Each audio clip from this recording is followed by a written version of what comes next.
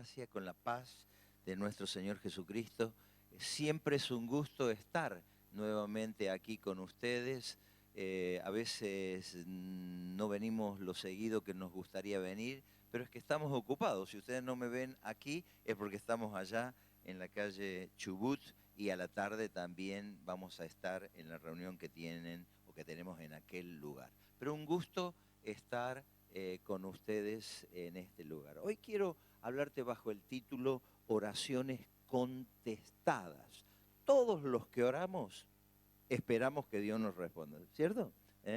Siempre ese es nuestro anhelo.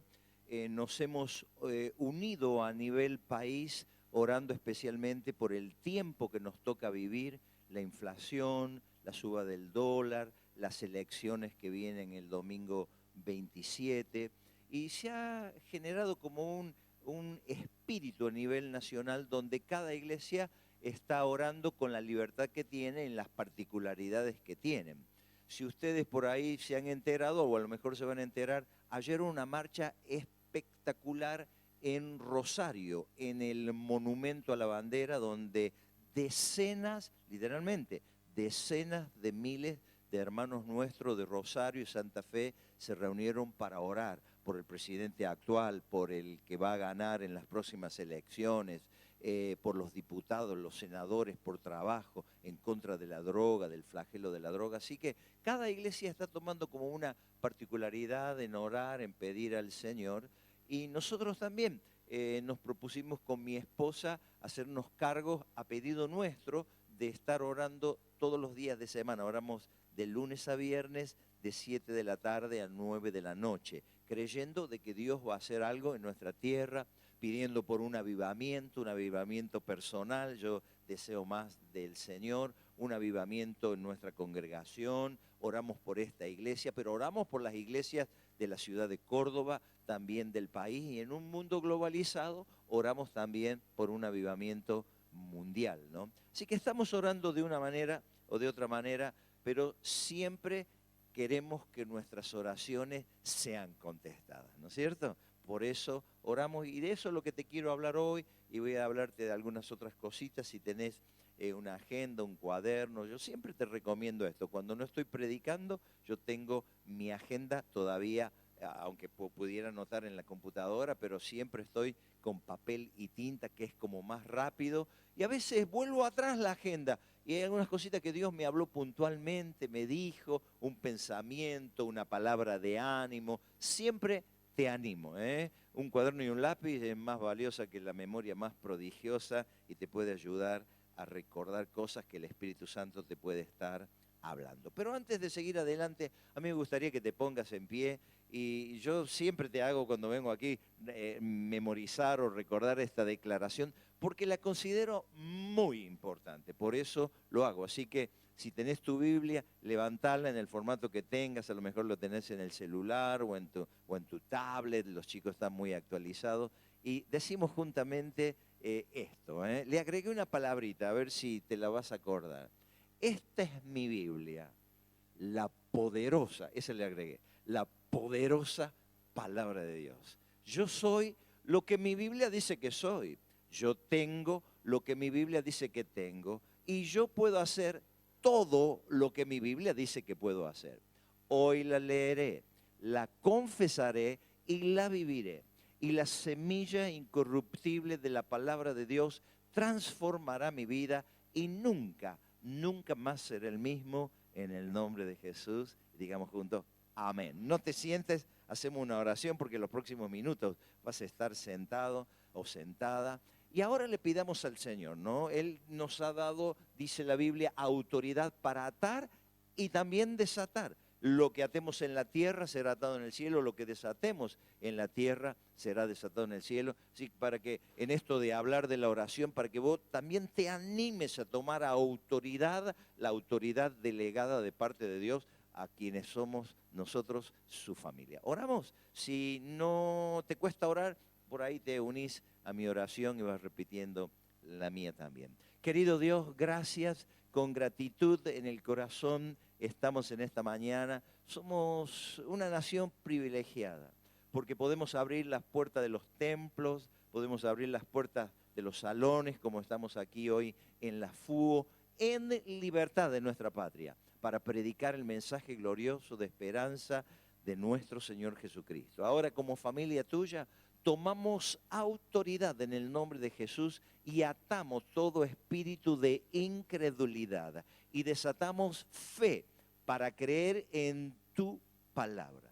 Señor, si alguien ha venido con una mente cerrada, un corazón obtuso, Señor, declaramos que se abre y se vuelve una tierra receptiva para recibir la buena semilla de tu palabra, que como dijimos, nunca vuelve atrás vacía. Si alguien está enfermo, mientras que estamos predicando ahora la palabra y luego vamos a compartir la cena, este memorial, la cena del Señor, milagros pueden suceder, porque tu palabra dice que por las llagas de Cristo hemos sido nosotros sanados. Desatá salud en los cuerpos, Señor. Si alguno está todavía sin perdón, sin salvación, sin vida eterna, hoy pueda salir de aquí con el arrepentimiento en sus labios, pidiéndole a Jesús que perdone sus pecados y puede encontrarse con el autor de la vida, con Jesucristo, y ser vivificado por el Espíritu Santo para tener una nueva etapa en su vida. Señor, declaramos salvación en esta hora. Si alguno está triste o angustiado o con preguntas que hoy sean respondidas, la tristeza que se vaya en el nombre de Jesús. Desatamos gozo, desatamos libertad para volver a casa cumpliendo cada uno de los días el propósito tuyo en nuestras vidas. Señor, nos anticipamos al final de esta reunión y te decimos gracias por lo que vas a hacer en el nombre de Jesús y juntos decimos amén y amén. Por favor, toma tu asiento. Has hecho bien en venir en esta mañana. Porque las armas de nuestra milicia no son carnales, sino poderosas en Dios para la destrucción de fortaleza. Cuando recibimos a Cristo, no solamente recibimos la salvación, Él nos da añadiduras a la salvación. Quiere sanarnos, quiere prosperarnos, de ahí viene el dicho, bendecidos, prosperados y en victoria, pero también nos da en la milicia espiritual armas que no son carnales. Cuando nosotros salimos en estos eventos como el que te mencionaba el día de ayer en Rosario, no salimos a insultar, no tiramos piedras, no rompemos vidrieras, no pintamos fachadas de las casas como hacen otros. Por el contrario, al finalizar cada acto donde vamos a orar, a manifestar el deseo que Dios tiene de los valores, de los principios de su reino, también dentro de ese proyecto hay gente que al último tiene bolsas de basura y van juntando los papelitos, un vaso que alguien tiró, una botellita vacía. Vamos con otro tipo de armas. Y una de las armas es la oración. Es un arma de nuestra milicia que no es en un sentido carnal, sino que es una herramienta espiritual. Y dice el texto que es poderosa en Dios para la destrucción de fortaleza. Así que la oración es una herramienta espiritual que Dios nos ha dejado y como dice ahí, es poderosa en Dios para la destrucción de fortaleza. En cuanto a la oración, Jesús siempre es nuestro ejemplo. Él se pone de ejemplo en todo. Él no te manda a orar sin que Él lo haya hecho previamente. Dice el siguiente texto, levantándose muy de mañana y siendo aún muy oscuro, salió y se fue a un lugar desierto y allí oraba. Fíjate, Él invertía tiempo en hablar con el Padre en su figura de hijo de hombre. Como Dios no necesitaba orar, pero como hijo de hombre en la naturaleza, en la tentación que sentía, en el dolor que sufría su cuerpo como hijo de hombre, en el cansancio, la agonía, Él oraba. Y dice que se levantaba muy temprano, siendo muy oscuro. Y nos deja un precedente. ¿Qué hacía Él? No solamente nos dijo que teníamos un arma poderosa, sino que también la usaba Él. Ahora, hay como una ley natural, queridos hermanos, para levantarme temprano cuando es todavía oscuro, me tengo que acostar temprano, ¿no? Este es un consejo para todos. Yo trato de vivir esto, trato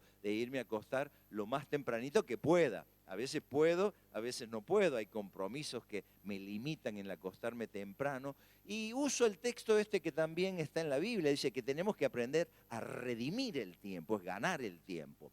Porque si me quiero levantar temprano y siendo oscuro como lo hacía el Señor Jesucristo, con buena actitud, es decir, puedo acostarme a las 4 de la mañana y levantarme a las 6, pero no voy a tener esa vitalidad, esa frescura para orar, para clamar al Señor. Así que nosotros tenemos que seguir el ejemplo de nuestro Señor Jesucristo y Él nos da el ejemplo. Luego el doctor Lucas dice en el siguiente texto, en aquellos días Él se fue al monte a orar y pasó la noche orando a Dios. ¡Wow!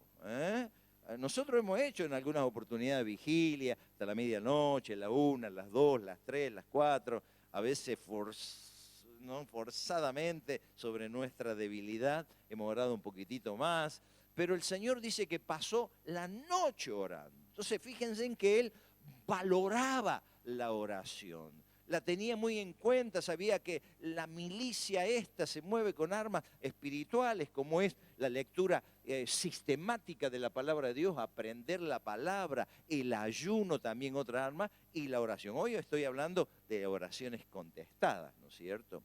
Y él lo hacía, así que nosotros tenemos que aprender de él. Nos cuenta él la necesidad de orar. Dice, también, y este ya es el Señor Jesús hablando de la oración, les refirió una parábola sobre la necesidad de orar siempre y no desmayar. Hay dos palabritas ahí que califican aquí de alguna manera la oración. Dice que tenemos que orar siempre.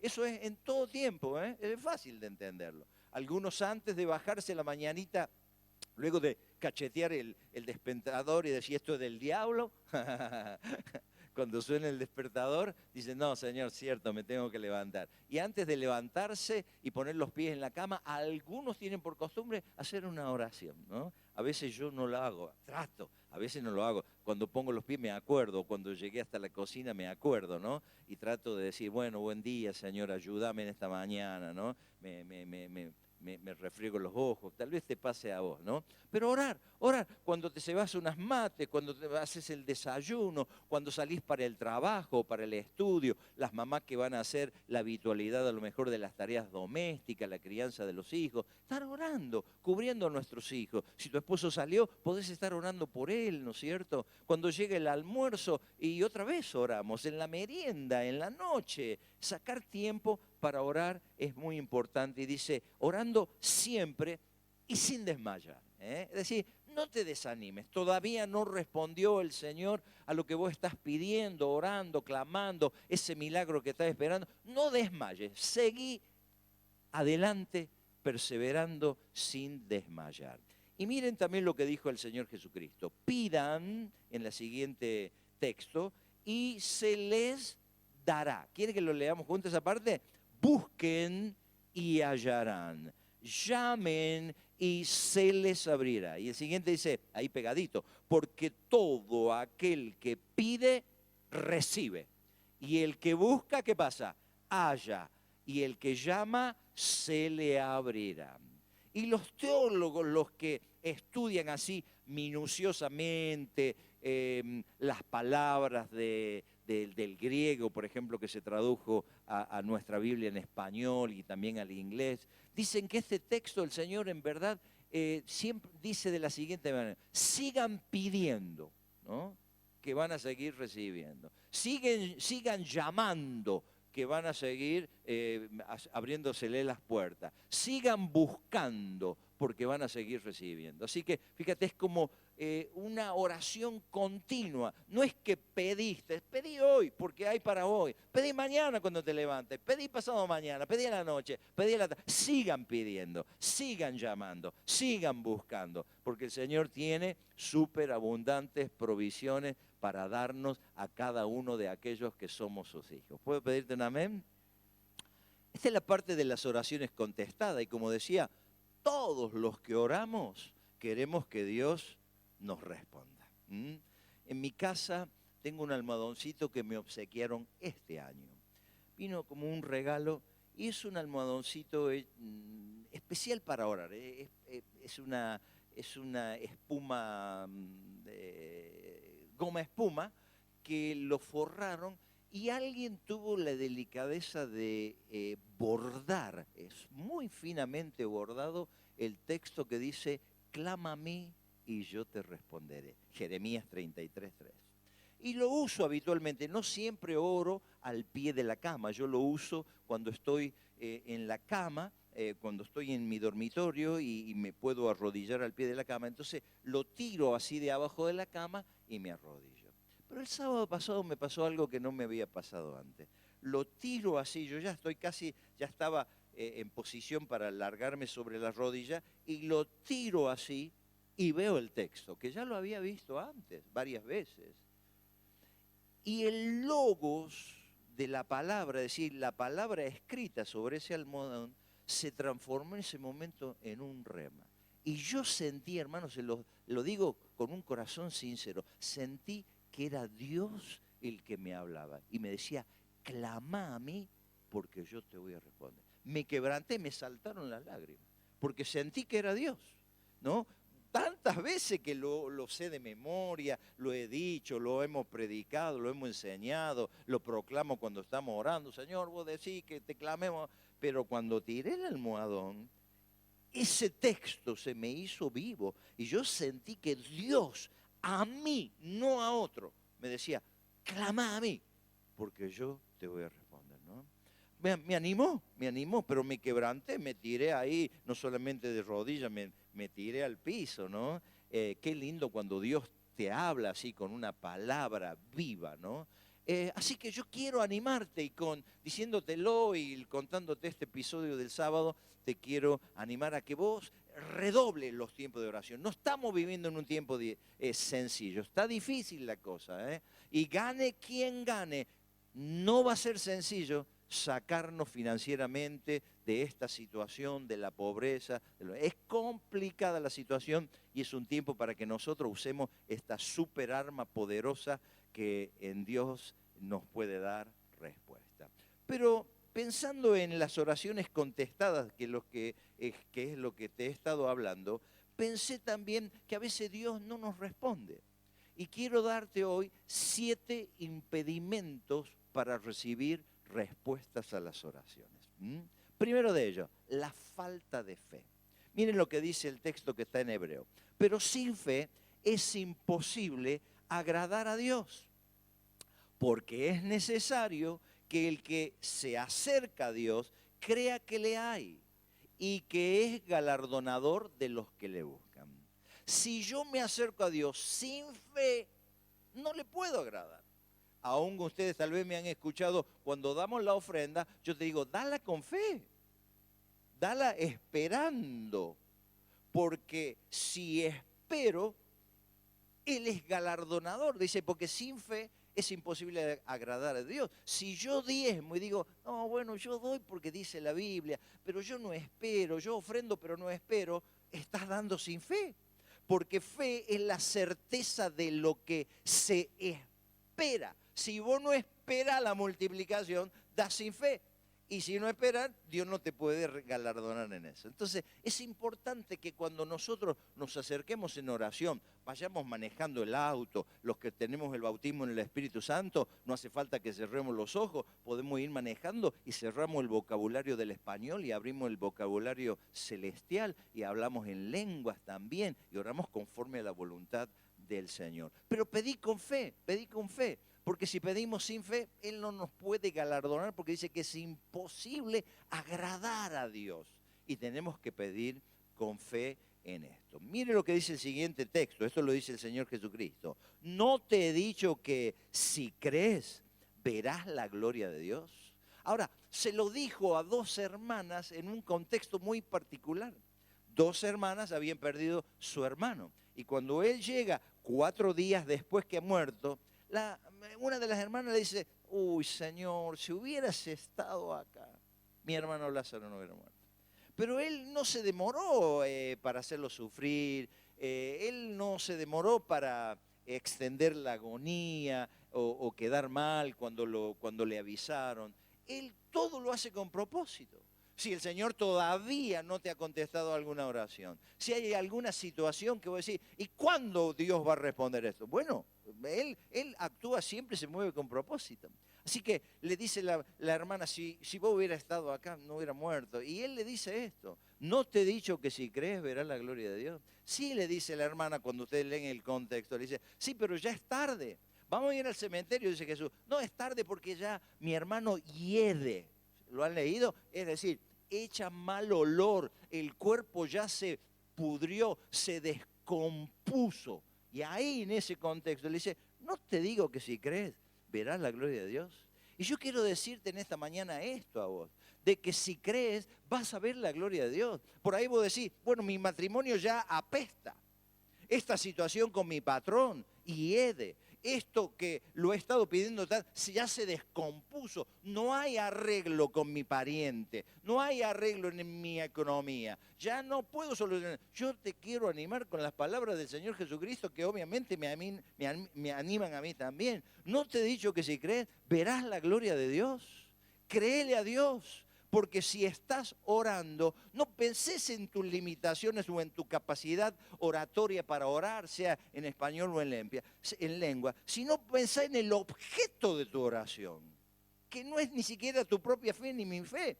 Es Cristo el que dice que si yo creo, el milagro va a suceder. Es Cristo el que murió.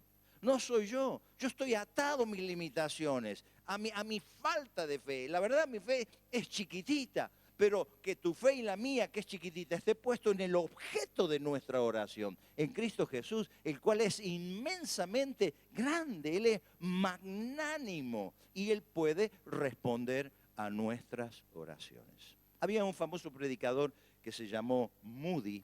Él decía lo siguiente, oraba yo pidiendo fe, y eso es algo que casi todo, Señor, aumentame la fe. Y dice, y pensaba que algún día la fe caería sobre mí desde el cielo como un rayo. Pero la fe no parecía venir. Pero dice, pero un día leí en Romanos capítulo 10, verso 17, así que la fe es por el oír y el oír por la palabra de Dios. Y cuenta él, antes cerraba mi Biblia y pedía fe. Ahora abro mi Biblia y he comenzado a estudiarla. Y desde entonces mi fe no ha cesado de crecer. ¿Cómo crece la fe? Cuando la oímos a la palabra de Dios. Hoy no vine con pensamientos míos, lo que yo creo, lo que me parece. Por eso hay muchos textos que ya vimos y otros que vamos a ver. Es la palabra de Dios cuando la lanzamos desde aquí. Esa palabra que sale y entra por tu oído. Porque dice, en la fe, dice el oír de la palabra de Dios, ¿no? Y cuando la leemos, y este hombre decía, yo pedía fe, esperaba que un día iba a caer como un rayo, pero desde que empecé a leer la Biblia, ¿no? Y cuando la leemos en voz alta, actúan también otros sentidos, trabaja la boca, trabaja el oído, trabajan los ojos que miran, trabaja el cerebro que recepta. Entonces, una de las maneras para que nuestra fe crezca y nosotros podamos sacar este obstáculo que detiene la respuesta de Dios es también que escudriñemos las Escrituras. Decirlo en una frasecita sencilla, ¿qué es la fe? Creerle a Dios. Cada vez que la Biblia dice algo, vos créelo. Sí, pero a veces nos juega en contra uno de los enemigos más grandes, mi memoria, es tu memoria. Pues sí, pero yo ya oré por él y no se sanó. Vos seguís orando.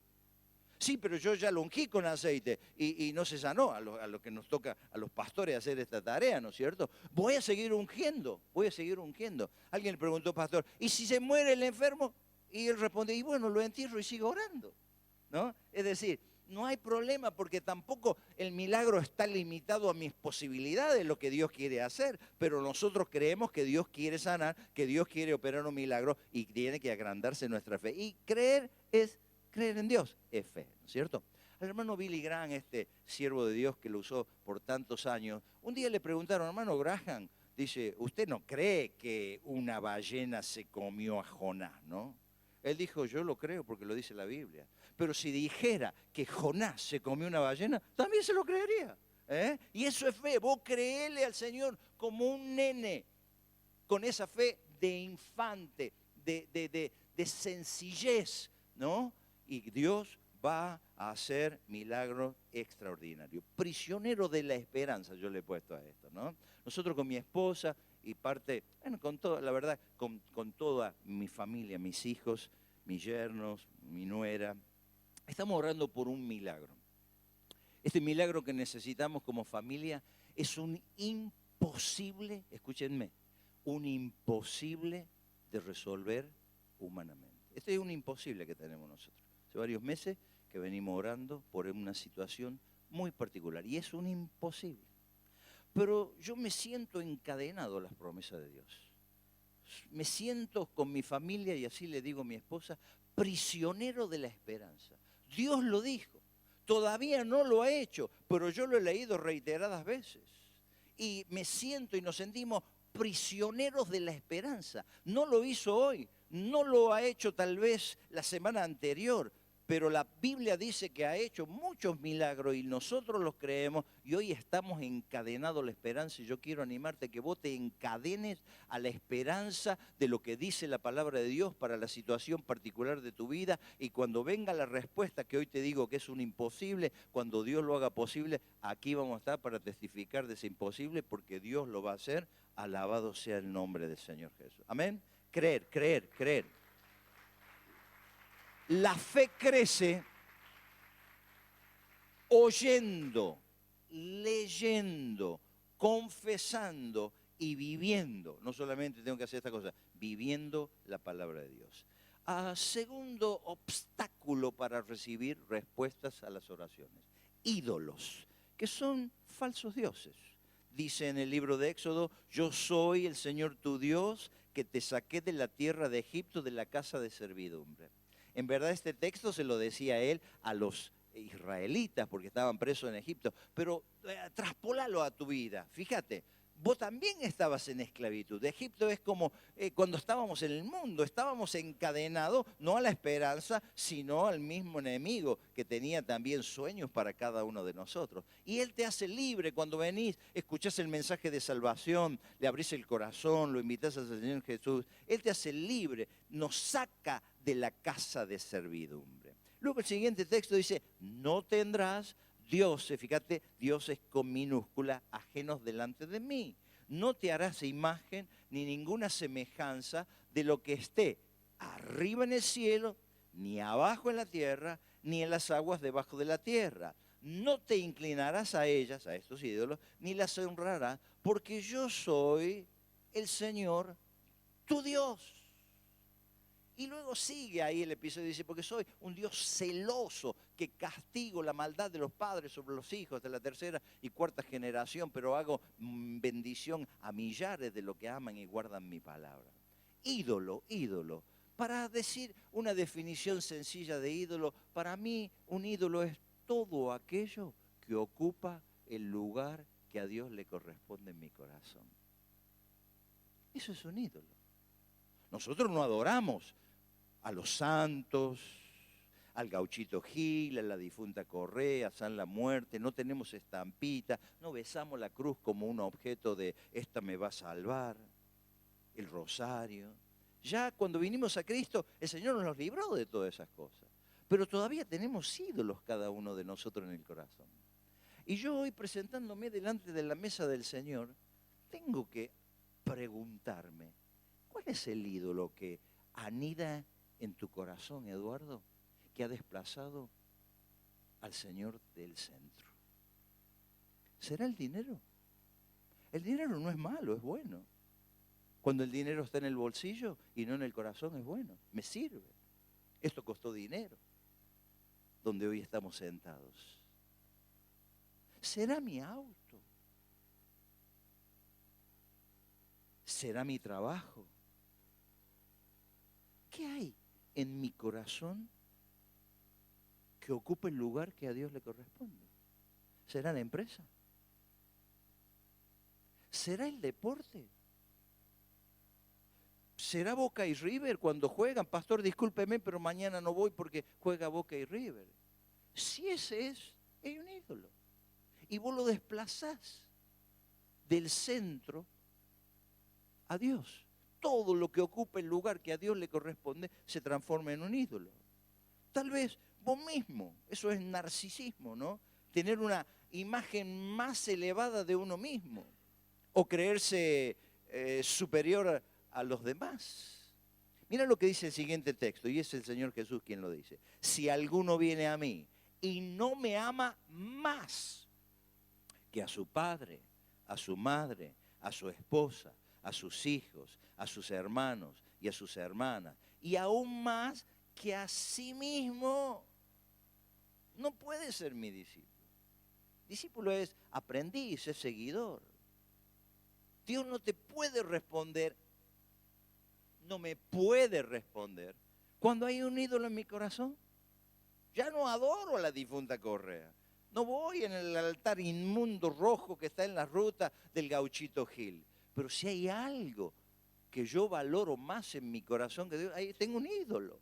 Y el Señor hoy nos trae, nos confronta con las verdades eternas de su palabra.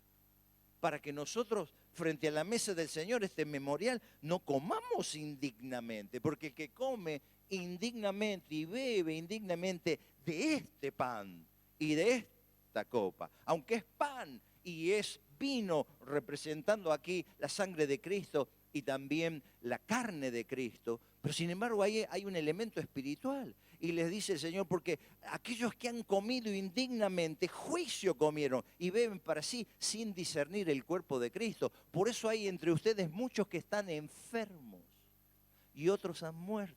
Es decir, se anticiparon a los tiempos del final de su vida, pecando, participando de la mesa del Señor indignamente. Por eso es importante en esta mañana, tengo yo, y ya es para mí esto, hay algo en mi corazón.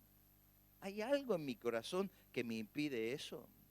El otro día estábamos meditando en esto y me acordé que tengo 3 amigos muy queridos de mi juventud que en un tiempo que se asociaron, Dios los bendijo financieramente exponencialmente. Compraron tierras, departamentos, prosperaron increíblemente. Un día me invitaron porque se habían comprado un bote ellos 3, ¿no?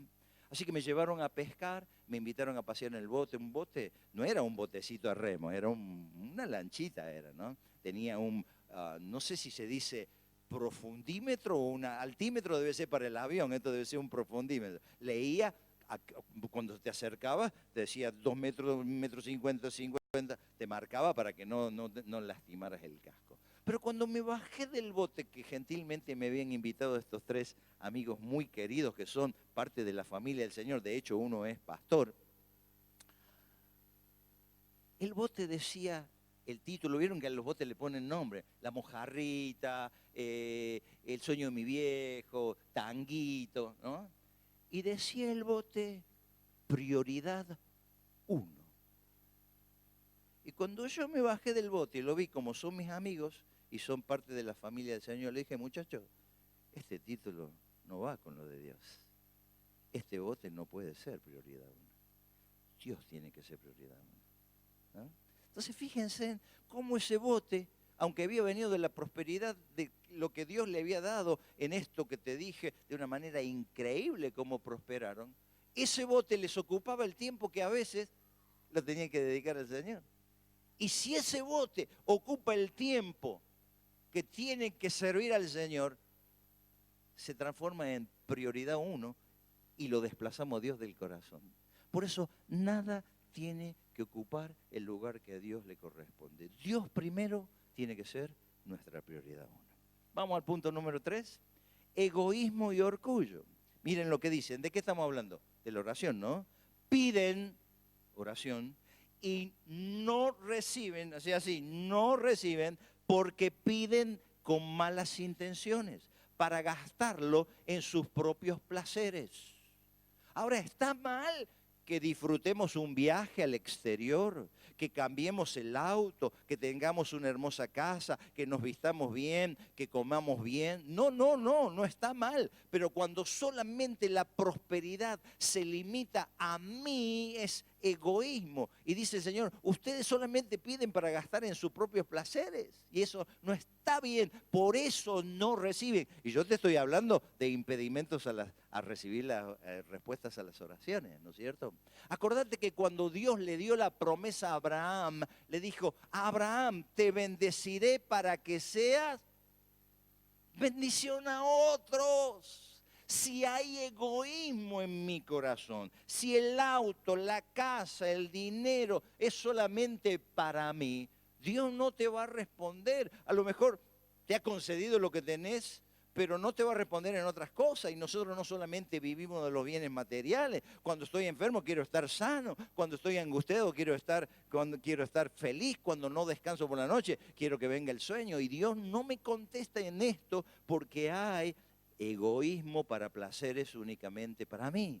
Así que acordate, cuando Dios viene con la prosperidad de la cual hablamos y predicamos y declaramos, como lo hemos hecho en esta mañana, es para que vos puedas ser no egoísta, sino solícito y ayudar a otro. Dios te bendice y proporcionalmente mi bendición se tiene que dar también proporcionalmente en la ayuda, en la bendición que doy a otros, no con egoísmo.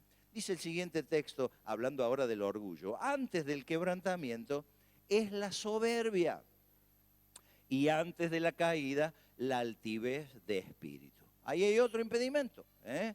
Si hay orgullo, si hay altivez, si hay vanagloria, Dios sabe, como un papá, que no le tiene que dar las cosas que el chico le va a hacer mal. El papá le dice, no metas los dedos en el enchufe. El papá le dice, no te puedo dar todo el día caramelo, chupetines, chicle. ¿Por qué? Porque lo cuida. Y Dios, si sabe que hay altivez, orgullo, vanagloria, no dice, no te voy a dar y no voy a responder, pero acordate que antes de la caída también va a haber altivez de espíritu y va a haber una caída. Y cuando más alto estemos elevados en el pico del orgullo, más grande va a ser el golpe que nos vamos a dar. Por eso tenemos que responder a esto. El otro día, en estos tiempos de oraciones que estamos, la segunda semana era el día martes, me recuerdo bien, habíamos orado toda una semana y el día martes, cuando termina la oración, un hermano se acerca a mí y me dice, no habíamos hablado de estas cosas, pero me dice, pastor, Dios me habló y me dijo que el pecado que yo tengo, el ídolo que tengo, lo tengo en el corazón y es mi orgullo. Así me dijo. Y yo dije, bueno, me alegro que Dios te haya dicho. Ahora, no es un hombre que tiene mucho dinero, no es un hombre, a veces creemos que el que tiene dinero es orgulloso y el que es pobre es humilde de espíritu. Y no es esto, es un estado de corazón. Si el Señor nos da la capacidad para tener recursos financieros, también nos puede dar la capacidad para ser gente sencilla y humilde, ¿no es cierto? Y el hombre reconoció esto, mi pecado es el orgullo que tengo en el corazón. Y de hecho un hombre que está limitado financieramente, en este momento está buscando trabajo. Y a veces cuando consigue el trabajo, el problema es que es tan pedante y tan orgulloso que no dura en el trabajo. Estaba por decir, pero no, lo despiden cordialmente. Porque hay en él un orgullo que hace que estas cosas sucedan. Mira lo que dice el siguiente texto. Dios resiste a los soberbios, pero da gracia a los humildes. Los resiste, ¿no? Hay una resistencia, hay una fuerza en contra. Vos orás y Dios dice, no.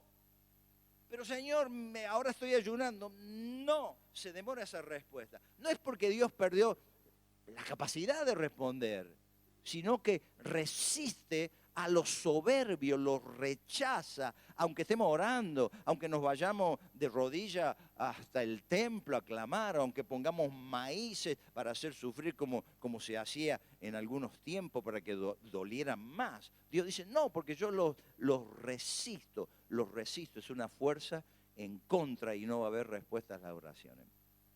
Hace un tiempo también tengo un amigo muy, muy querido. Cuando Inés iba a ser mamá en el primer embarazo, ya nuestra hija tiene 42 años, imagínate de cuánto tiempo te estoy hablando. Yo dormí en la casa de este amigo que quedaba cerquita del hospital. Y fuimos a visitar donde él vive, en la zona que él vive, y él se enteró, así que me llamó y nos pasó a buscar. Y tocó la bocina y salimos de la casa donde estábamos hospedados y subimos y tenía una camioneta espectacular, ¿no? Hay ya, aquí hay, pero no todo. Yo no he andado en ninguna que hay por acá, por Córdoba, pero él tenía esa, con asientos de cuero microperforados para que en invierno salga el calor, en verano te lo refrigera. Tiene una consola que en invierno calienta el vaso y en verano le da aire acondicionado. Una cosa hermosa. Entonces yo me siento y le digo, Steve se llama, Esteban el nombre, pero como vive en Estados Unidos, Steve, le digo, qué hermosa camioneta. Y él me dice, no es mía. Ah, le digo, yo hacía un par de años que no lo veía. Ah, bueno, no hay problema, ¿no es cierto? Me vino a buscar con una camioneta que no era de él.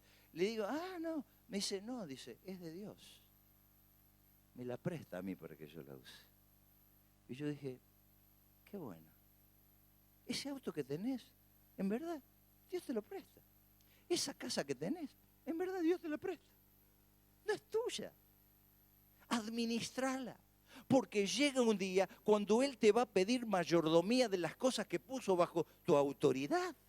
Si vos te crees que la casa es tuya, que el auto es tuyo, que la pinta es tuya, que cómo hablas, que cómo te expresás, que ahora pude viajar a tal lugar, hay orgullo y altivez. Y aunque el enemigo también te puede dar esas cosas, Dios no va a responder a nuestras oraciones, porque el verdadero propósito de la oración es que Dios sea glorificado con la respuesta. ¿Cuánto me dan un amén? Mire lo que dice el Señor Jesucristo. No está en la pantalla, pero de vez en cuando me salen a la mente. Él dice, aprendan de mí que soy manso y humilde de corazón. Humildad no es andar descalzo, con los zapatos agujereados. A veces podemos estar en esa situación. Es un estado de corazón, por eso Él dice, aprenda de mí que soy manso y humilde de corazón. Hay gente que tiene millones, como la señora dueña de todo esto que ustedes conocen. Y la mujer es mansa y humilde. Nosotros la conocemos. Estamos muy relacionados. Y a veces como este hombre, que Dios le tuvo que decir, ¿sabes cuál es tu pecado? El orgullo. Y no tiene dónde caerse muerto. Acordate que la humildad es un estado de corazón y el Señor no nos puede responder si hay orgullo, si hay altivez, pero Él quiere que en esta mañana, frente a la mesa del Señor, hagamos nuestras confesiones. 4, avaricia y mezquindad.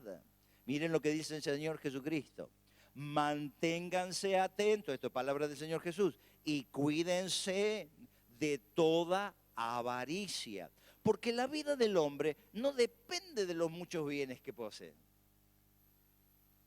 Tu vida no es la sumatoria de las cosas que vos tenés amontonadas. No sirve que vos te vayas al cementerio sin perdón, sin salvación, y que seas el hombre más rico del cementerio. El Bill Gates del cementerio, el Steve Jobs del cementerio. No sirve eso. La vida del hombre no consiste en la cantidad de bienes que acumula. Por eso dice, cuídense de la avaricia. Y aquí también tengo que dar un ejemplo porque se da esto. Me relacioné hace un par de años con un hombre de mucho potencial económico. Tiene propiedades, departamentos, bienes, dinero. Y él me invitaba así con cierta regularidad a almorzar, ¿no? Así que yo respondí porque así como llegamos a los pobres en la villa de emergencia, puedo llegar a un hombre que tiene dinero. Y cocinaba, le gustaba cocinar, a veces había otras personas ahí, pero cada vez que, y yo trataba siempre, y de hecho le hablé un par de veces con seriedad y firmeza cuando estábamos solos, le hablé de la familia de él. Pero cada vez que yo volvía a mi casa me sentía mal. Porque al final de la historia, los almuerzos a los cuales él me invitaba, era para comentarme cuánto él tenía. Era un espíritu de avaricia. Son espíritus, son posesiones demoníacas. ¿Y qué es la avaricia? Básicamente la avaricia es la insatisfacción de lo que uno ya tiene. Vos tenés este caserón impresionante, tenés 2 autos, tenés un barco, tenés algunos, digo, hablando de gente, ¿no? Tenés un avión, pero hay una insatisfacción, como aquel multimillonario que los periodistas en una entrevista le preguntaron, señor, ¿y usted no está conforme con todos los millones que tiene? Y él respondió, sí, pero si pudiera tener 1 millón más. La insatisfacción. Y eso me pasaba con este hombre, así que un día yo volví a casa y le digo, no voy a ir más, no le voy a aceptar, aunque él me lo hace amablemente y yo estoy echándole la palabra del Señor. Y leyendo la palabra de Dios en el libro de Proverbios, un día, otra vez, porque uno lee el logo, pero un día se te hace rema esa palabra y Dios te dice, ni aún te sientes a comer con el avaro, porque aprenderás de sus costumbres. Y en Corintios lo pone a la avaricia como en la lista de los pecados. La fornicación, el adulterio, el homosexualismo, la avaricia, los tales no entrarán. Así que el Señor dice, cuídate con esto. Si hay esto en tu vida, no puedo responder a esas oraciones que en verdad yo quiero responder. Miren lo que dice hablando de la mezquindad. Al Señor presta, el que da al pobre y el bien que ha hecho, se lo volverá a pagar. Si Dios te ha bendecido y lo ha hecho proporcionalmente hacia arriba, que también tu generosidad y su ayuda al pobre sea en esa proporción. Aquí tenemos hoy, cada segundo domingo, tanto aquí como en la calle Chubut, el domingo de bendición. Trae algo. Rubén usó un término que yo lo he usado durante años. Lo poquito de muchos es mucho, ¿no es cierto? Si cada uno de nosotros traemos 1 kilo de algo, acá vamos a levantar como 100 kilos de comida. Y va a ayudar a los que menos tienen. En algún momento tal vez te tengan que ayudar a vos. Pero voy a añadir algo más a ese dicho. Y lo mucho de muchos es mucho más.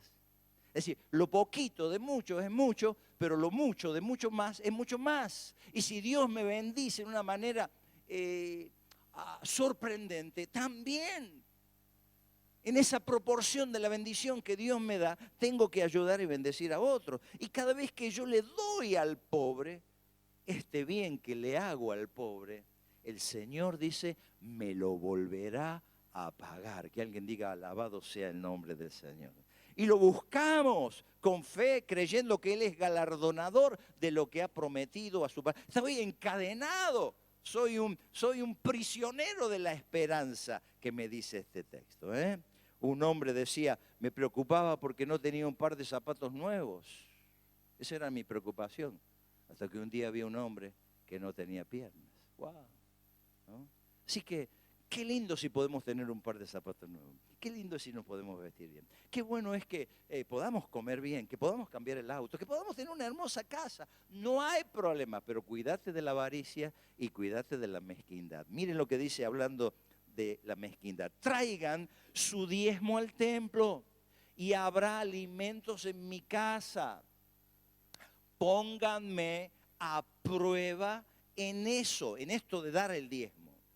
A ver si yo no le abro las ventanas del cielo para vaciar sobre ustedes la más rica bendición. No dejaré que las plagas destruyan sus cosechas y sus viñedos. Todas las naciones les llamarán dichosos porque ustedes tendrán un país encantador. Yo, el Señor Todopoderoso, lo he dicho. Paguemos los diezmos. Que no haya en nosotros avaricia. No, pastor, yo leí en internet, yo escuché que el diezmo no es para ahora. Siempre estarán los enemigos del Calvario, los enemigos de la cruz de Cristo, del avance del reino. Pero lo que dice es la palabra del Señor, no lo que le escuché o me dijo un hermano que no cree en la Biblia. Vos cumplís con la palabra del Señor. Y el Señor dice, probame a ver si yo no tengo capacidad financiera para abrir ventanas en los cielos y derramar bendición hasta que sobreabunde. Él lo va a hacer, pero no solamente eso, dice, voy a reprender las plagas que destruyen tus cosechas y tus viñedos. La gente te va a llamar dichoso, aunque no tengas mucho, pero estoy cumpliendo con esto.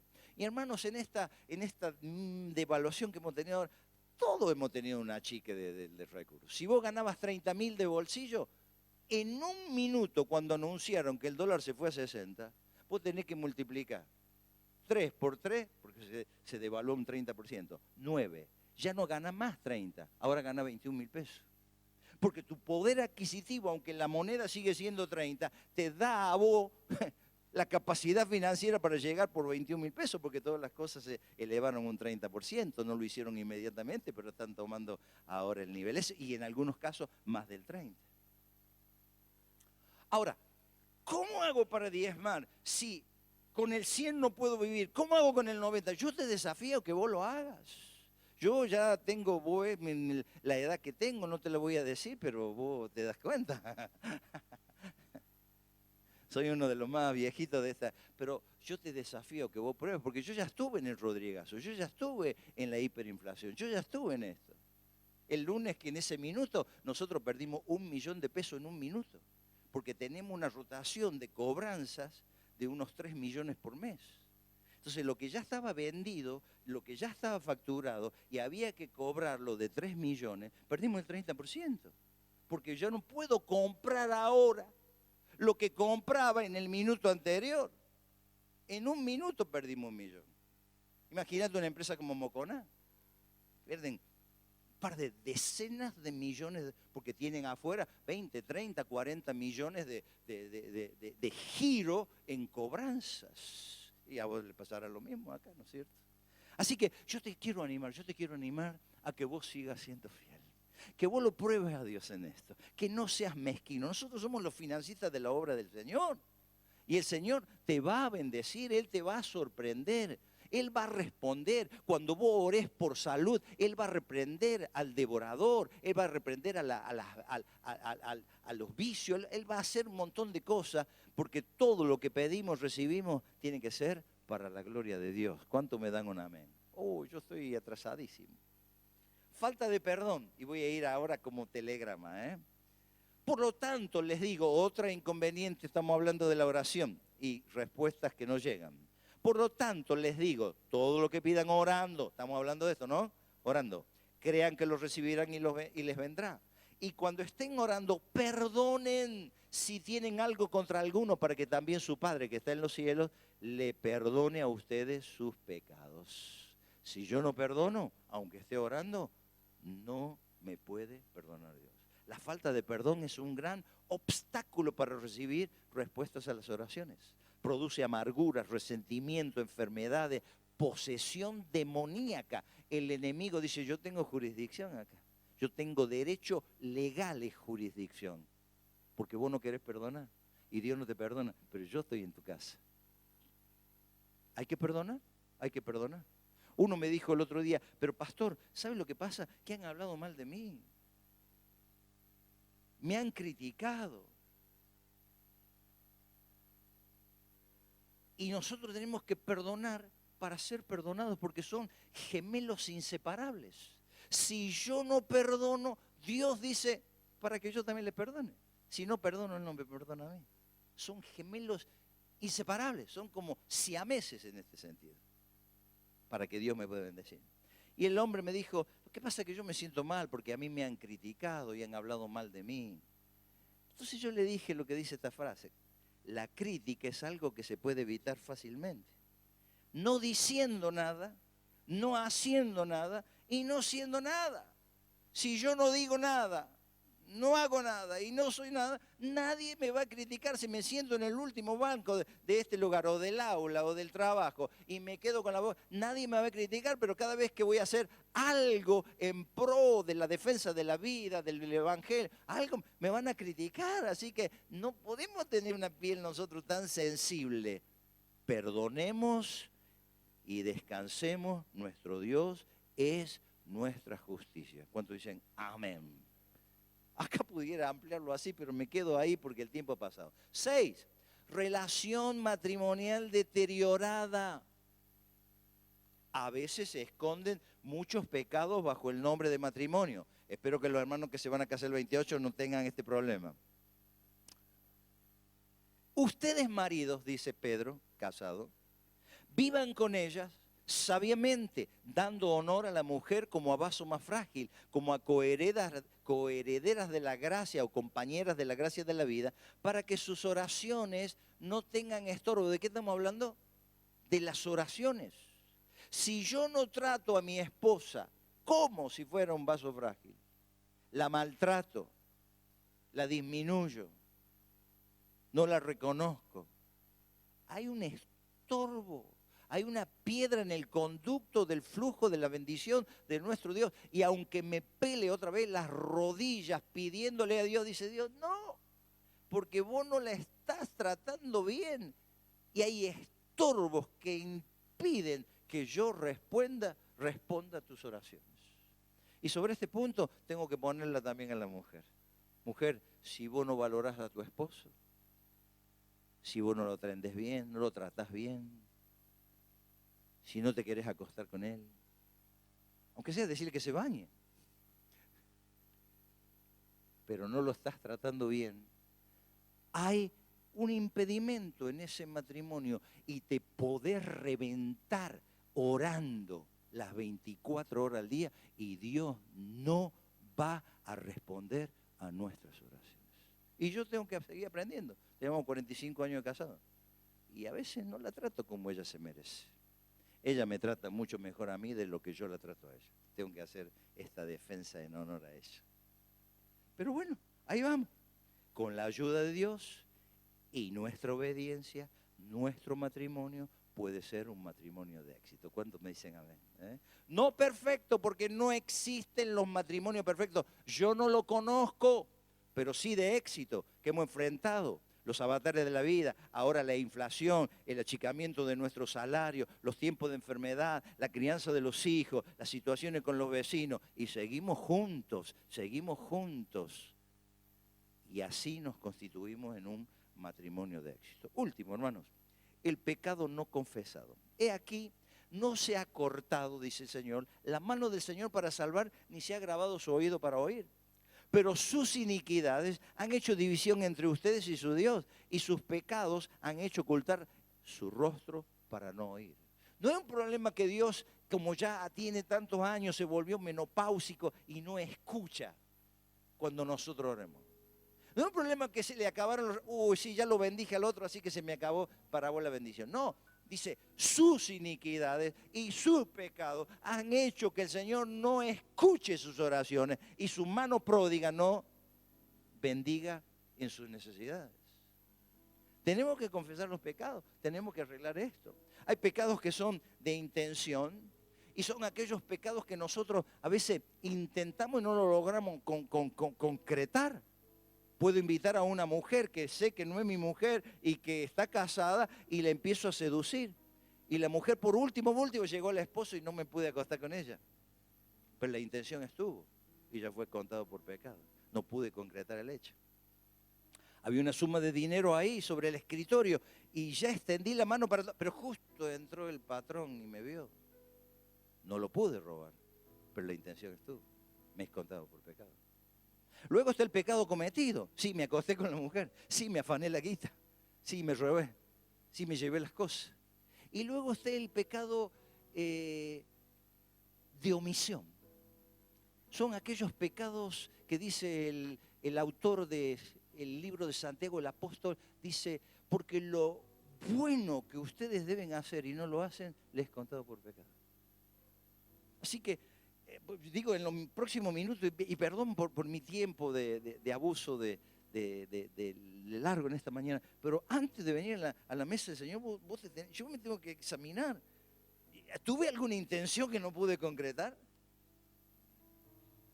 Me fue pecado, pero lo voy a confesar delante del Señor. ¿Concreté el pecado? ¿Hay algo que me ata que Dios no me puede responder a la oración? O la cosa buena que tenía que hacer no la hice. Fíjate, Poncio Pilato es el ejemplo de la omisión.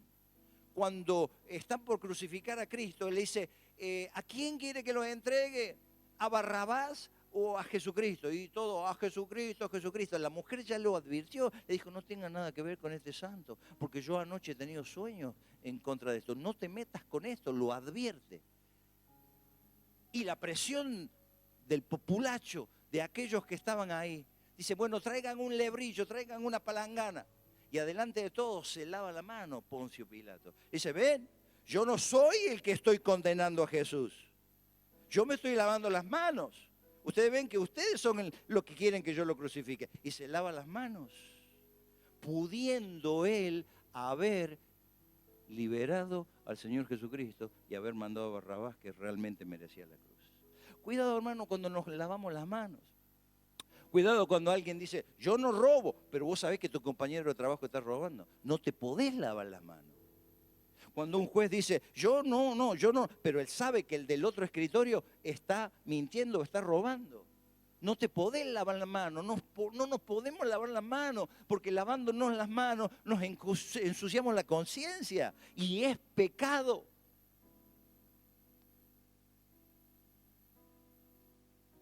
Porque la paga del pecado es muerte.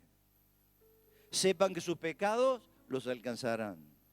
Todo aquel que hace pecado, esclavo del pecado es. Esta es la condición. Si hay pecado en nuestras vidas, sea de intención, sea de comisión o sea de omisión, el Señor me lo computa y no puede traer respuestas a mis oraciones. Conclusión.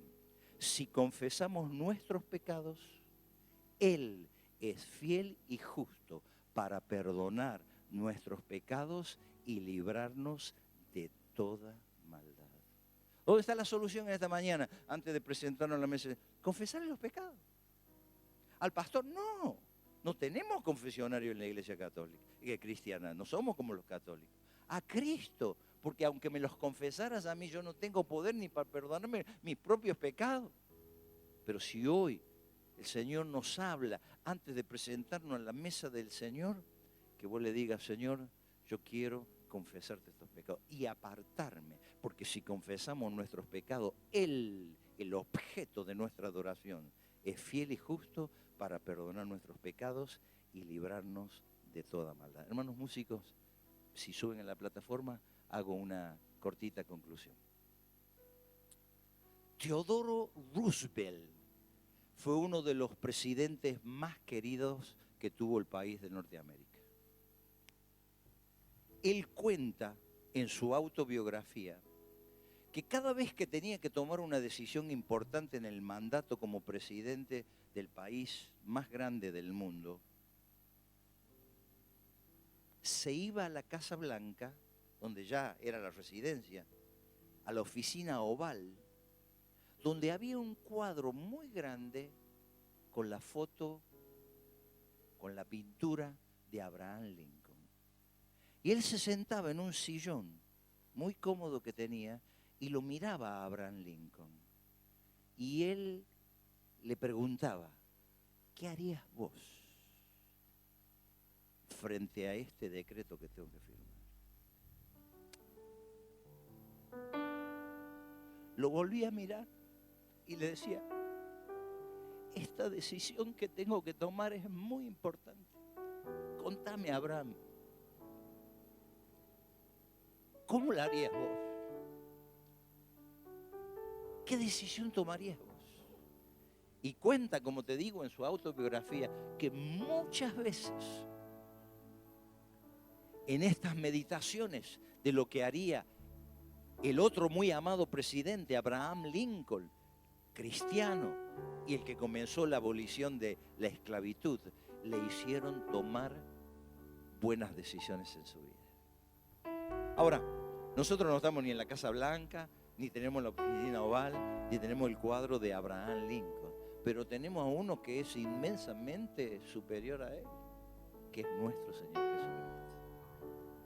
Y yo quiero animarte a vos, y animándote a vos me animo a mí.